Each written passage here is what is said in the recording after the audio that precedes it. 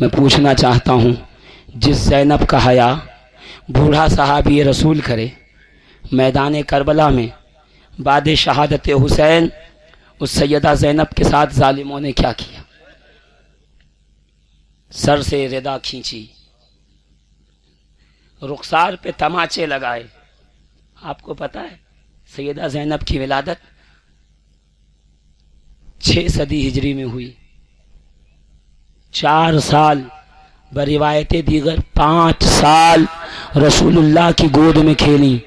نبی نے فرمایا تھا یا علی انتا زینت کل محافل و مساجد و منابر و حاضہی زین و عبر، اے علی تو ہر محفل، ہر مسجد، ہر منبر کی زینت، یہ شہزادی علی تیرے لیے زینت، یہ علی کی زینت ہے۔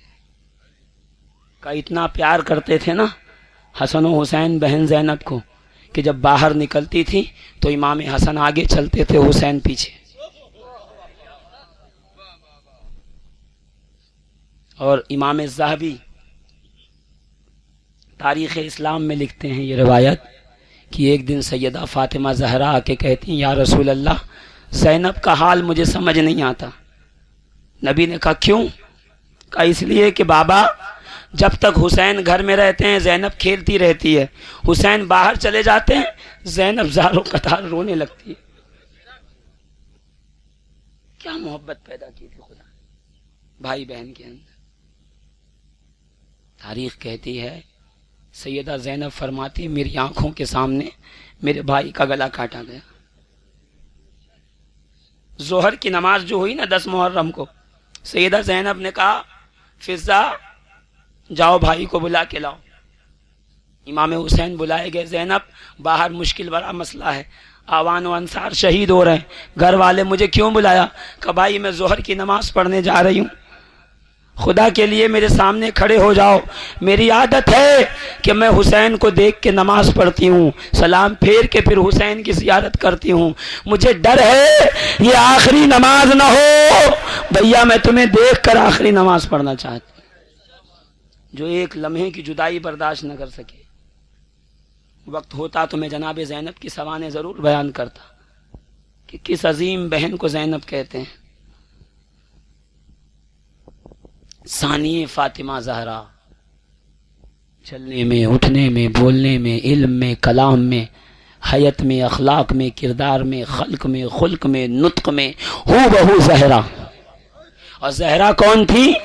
خلق میں، خلق میں، نطق میں، چلنے میں، پھرنے میں ہو بہو رسول اللہ جناب زینب۔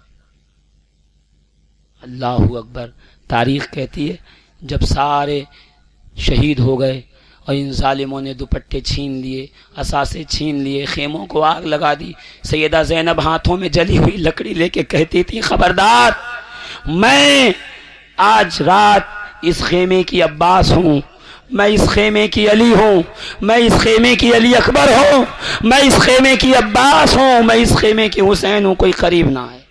پوری رات عزم و حوصلہ کے ساتھ سیدہ زینب نے پوری رات کھڑے ہو کر پہرا دیا۔ صبح ہوئی نا تو بیمار سید سجاد نے کہا پھوپھی اس دو تو میں اذان دوں، مجھے کہو تو اذان دو۔ کہاں اذان دو؟ کہتے ہیں جب اذان ہوئی اشہد ان محمد الرسول اللہ، سید سجاد بے ہوش ہو کے زمین پہ گر گئے۔ نانا امت اذانوں میں جس کے نبوت کی گواہی دیتی ہے رسالت کی، ان کے شہزادوں کو انہوں نے کس طرح تخت تاراج کی۔ تاریخ کہتی ہے عزیزان محترم، معتبر تاریخ بیان کر رہا ہوں میں کوڑ کباڑ اٹھا کے نہیں لایا ہوں، میری آنکھوں سے پڑی ہوئی تاریخ ہے۔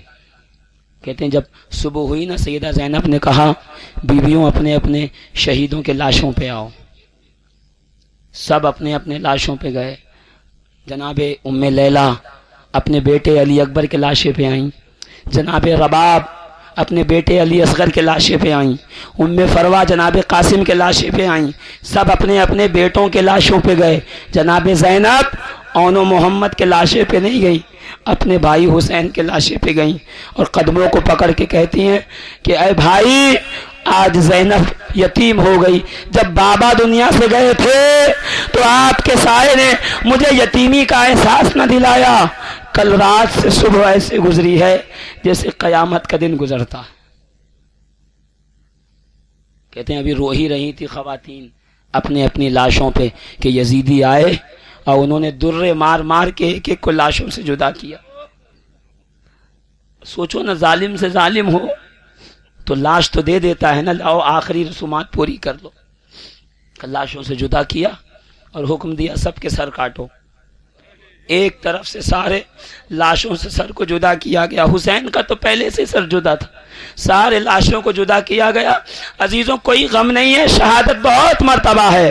کہا دل خون کے آنسو اس وقت روتا ہے جب ایک 6 مہینے کے بچے کی لاش سے سر کو جدا کیا گیا، نیزے پہ سوار کیا گیا۔ اور پھر امر سعد نے کہا ان کے جسموں کو گھوڑوں سے رون دو، ان کے جسموں پہ گھوڑے دوڑاؤ۔ کہتے ہیں 10 گھوڑوں کی نالیں بدلی گئیں، نئی نال لگائی گئی اور گھوڑوں کو لاشوں کے اوپر دوڑایا گیا۔ عزیزان محترم، جب گھوڑے دوڑنے کی باری آئی نا تو جناب حر کے قبیلے کے لوگ آ گئے کہ سنو، تم جانتے نہیں عرب میں لاشوں پہ گھوڑے دوڑانا عیب اور بے عزتی سمجھی جاتی ہے، ہم یہ بے عزتی برداشت نہیں کر سکتے، اگر تم نے حر کے لاش پہ گھوڑا دوڑایا تو ہم تم سے جنگ کریں گے۔ زہیر کے لوگ آ گئے قبیلے کے، ہم اپنے زہیر کے لاش پہ گھوڑے نہیں دوڑنے دیں گے۔ حبیب ابن مظاہر کے قبیلے کے لوگ آ گئے، نافع ابن ہلال کے جتنے بھی لوگ تھے ہر قبیلے کے لوگ تلوار لے کے آ گئے، نہیں ہم اپنے جوانوں، اپنے بوڑھوں اور اپنے فرد کے لاشوں پہ گھوڑے نہیں دوڑنے دیں گے۔ تو امر سعد نے کہا ٹھیک ہے، اپنے اپنے لاشوں کو لے جاؤ۔ سب اپنے اپنے جو ہے رشتہ داروں کے لاشوں کو لے گئے۔ آخر میں صرف اور صرف رسول اللہ کے بیٹوں کی لاشیں بچی۔ تو سیدہ زینب مدینے کا رخ کر کے کہتی ہیں نانا آپ نے دیکھا آپ کے اہل بیت پہ کیسا دن آ گیا، غلاموں کو بچانے ان کے قبیلے آ گئے، آپ کی اہل بیت کے لاشوں کو بچانے کوئی نہیں آیا۔ اس صحرا میں ہمارا حمایت کرنے والا کوئی نہیں ہے، ہمارا طرفدار کوئی نہیں ہے۔ کہتے ہیں گھوڑے دائیں سے بائیں ہوئے، بائیں سے دائیں ہوئے، ہڈیاں شہیدوں کی چکنا چور ہو گئیں، بوٹیاں جسم سے الگ ہو گئیں، خون خون ہو گیا پورا میدان، اور ان عفت مآب خواتین کو رسیوں سے جگڑا گیا، اونٹوں کی ننگی پیٹھ پہ بٹھایا گیا، لے کے چلے کہ جب لاشوں کے قریب سے گزارا گیا نا تو سید سجاد زمین پہ آئے اور کہا پھوپھی آپ جائیے، میں بابا کو چھوڑ کے نہیں جا سکتا، میں اپنے بابا سے جدا نہیں ہو سکتا۔ اب بس آخری جملے سیدہ زینب کے سن لو، میرے جملوں کی کوئی حیثیت نہیں۔ سیدہ زینب نے خود کو اونٹ سے نیچے گرایا اور لاشوں کے قریب کھڑے ہو کے کہتی ہیں واہ محمدہ، واہ محمدہ، ہائے میرے نانا، ہائے میرے نانا، ھذا حسین بالعراء مزمل الدماء مقتل الاعضاء۔ اے میرے نانا، اے میرے نانا کہ دیکھو حسین کی ہڈیاں ٹوٹ چکی ہیں، لوگوں کو کفن ملتا ہے کپڑے کا، مزمل الدماء میرا بھائی وہ ہے جسے خون کا کفن پہنایا گیا ہے۔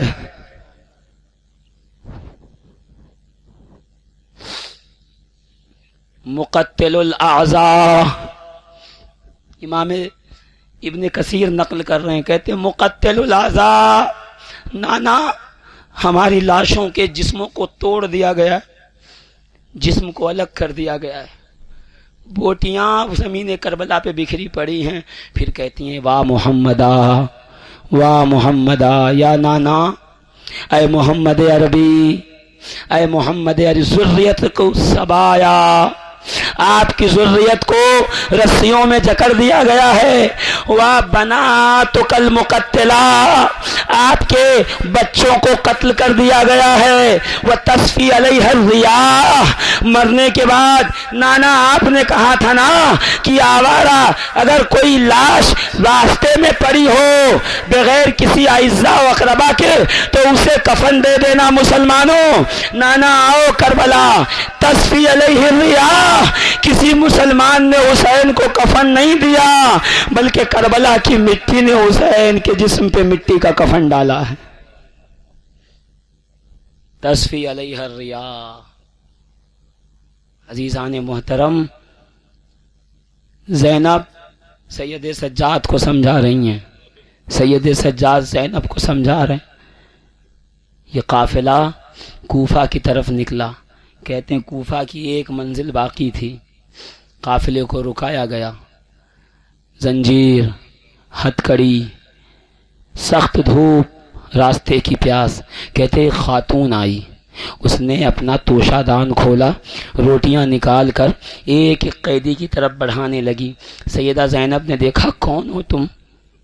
لوگ گالیوں کے سوا کچھ دیتے نہیں، لوگ ڈنڈوں سے پٹائی کرتے ہیں، ہم روتے ہیں تو ہمارے منہ پہ جو ہے کچوکے لگائے جاتے ہیں، سکینہ کو مارا جاتا۔ تم کون ہو جو روٹیاں دینے آ رہی ہو؟ کون ہو جو ہم پر اتنا کرم اور رحم کر رہی ہو؟ تو کہتی ہے بی بی میں فاطمہ زہرا کی کنیز تھی، میں مدینے میں رہتی تھی، میرا نکاح ہوا، میرا شوہر کوفہ آنے والا تھا، میں نے بی بی سے جب اجازت مانگی تو بی بی نے کہا جا تو رہی ہو، ایک بات کا خیال رکھنا، جب بھی تمہارے علاقے سے کچھ قیدی گزریں، کچھ ایسے بھوکے پیاسے لوگ گزریں تو انہیں روٹیاں ضرور کھلانا۔ تو بی بی میں تم کو دیکھ کے نہیں آئی، میں اپنی سیدہ کے وصیت پہ عمل کرتے ہوئے یہاں آئی ہوں۔ کہا اچھا بتا اور کیا کہا؟ کہا مجھے یاد نہیں، بس اتنا یاد ہے جب وہ کہتی جاتی تھی تو ان کی گود میں ایک چھوٹی سی بچی تھی جو 6 یا 7 ماہ کی تھی، بڑی خوبصورت و حسین، میں نے اس کا زیارت و دیدار کیا ہے۔ بس جناب زینب نے چہرے سے بالوں کو ہٹا کے کہا مائی دیکھ لے، میں وہی زینب ہوں، میں فاطمہ زہرا کی لاڈلی ہوں۔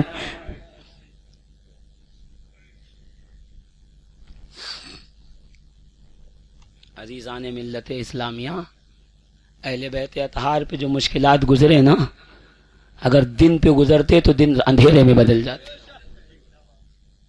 اس حالت میں بھی شریعت کا خیال رکھا، نمازوں کا خیال رکھا، پردے کا خیال رکھا۔ کہتے جب شام کے بازار میں پہنچے نا، شام کے بازار میں تو ایک شخص شام کے سرائے میں رکا ہوا تھا، وہ مسافر تھا، نام تھا اس کا ثابت ابن انس الجہنی۔ جب اس نے شور سنا باہر آیا، کون ہے؟ کس نے بتایا کچھ باغیوں نے حکومت کے خلاف بغاوت کی تھی، ان کو مار دیا گیا، ان کے بچوں کو، ان کے لوگوں کو قیدی بنا کے لایا گیا۔ یہ قریب گیا اور زین العابدین پہ نظر پڑی تو اس نے ایسی بری باتیں کہیں، تمہارا برا ہو تم کیوں حکومت کے خلاف جاتے ہو، تمہارے سے کبھی خیر نہ ہو۔ سید سجاد نے دیکھا، دیکھ کے کہا ہے ظالم تو نے قرآن پڑھا ہے؟ کہا ہاں قرآن پڑھا ہے۔ کہا تو نے وہ آیت پڑھی سورہ شورا کی، قل لا اسألکم علیہ اجرا الا المودۃ فی القربى، اے محبوب کہہ دیجئے تم سے کوئی اجر نہیں مانگتا، ہاں اس کے بدلے میں تم میری اہل بیت سے مودت اختیار کرو۔ کہاں پڑھا ہے؟ وہ تو آل رسول کے لیے ہے۔ سید سجاد کہتے ہیں میں حسین کا بیٹا ہوں، وہ دیکھ حسین کا سر نیزے پہ ہے، ہم وہی آل محمد ہیں، ہمیں ظلماً قتل کیا گیا، ہمیں تخت تاراج کیا گیا، ہمیں قیدی بنا کے لایا گیا۔ وہ ہاتھ جوڑ کے کہتا آقا کوئی خدمت ہے جو آج اس وقت ہم آپ کی کر سکے؟ سید سجاد کہتے تیرے پاس کچھ پیسے ہیں؟ کہا آقا 2000 درہم ہیں۔ کہ جلدی سے لے کے جا بازار میں جہاں چادریں بک رہی ہوں، چادریں لے کے آ، میری پھوپھیاں پورے راستے بغیر چادر کے چل رہی ہیں، غیر محرم ان کے چہروں پہ نظر ڈال رہے ہیں، غیر محرم کی نگاہیں ان پہ پڑ رہی ہیں۔ کہ وہ دوڑا ہوا گیا، بازار سے چادریں لے کے آیا اور جناب زینب کی طرف چادر بڑھائی تھی کہ شمر لعین نے نیزے کی نوک سے چادر کو کھینچا کہ خبردار جب تک ہمارا امیر حکم نہیں دیتا ہم انہیں چادر نہیں دے سکتے، ہم انہیں پردہ نہیں مہیا کر سکتے۔ کہ جیسے سنا نا سید سجاد نے کہا سنو ثابت ایک کام کرو، اب کتنے پیسے ہیں؟ کہ حضور 1800 درہم۔ کا ایک کام کرو وہ جس کے ہاتھ ہاتھ میں نیزہ ہے نا جس پہ میرے بابا کا سر ہے حسین ابن علی کا، یہ 1800 درہم اس کو دے دو اور کہو کہ وہ تھوڑا آگے چلا جائے۔ میرے بابا کے سر کو دیکھنے کے لیے لوگوں کی بھیڑ جمع ہوتی ہے، اور یہ سر میری بہن، میری پھوپھی، میری ماں کے قریب ہے، لوگوں کی گندی نگاہیں ان پہ پڑتی ہیں۔ اس کو کہو کہ قافلے کے آگے چلا جائے تاکہ ان بدبختوں کی نگاہ میرے گھر کی پھوپھیوں، میری بہنوں، میری ماؤں پہ نہ پڑنے پائے۔ تاریخ کہتی ہے 1800 درہم دیا، وہ لعین آگے بڑھا۔ سید سجاد نے بیڑیوں میں سجدے شکر ادا کر کے کہا پروردگار تیرا شکر ہے کہ تو نے شام کے بازار میں ہمارے گھر کی خواتین کو بے پردگی سے بچا لیا۔ پروردگار عالم ہمیں محبین اہل بیت میں سے بنائے، ظالموں سے محفوظ رکھے، جابروں سے محفوظ رکھے، قاتلین حسین کو کیفر کردار تک پہنچائے۔ یا رب العالمین امام حسین کے صدقے میں ہم سب کی بگڑی بنا، دنیا اور آخرت میں سرخرو فرما، آمین بجاہ النبی الکریم۔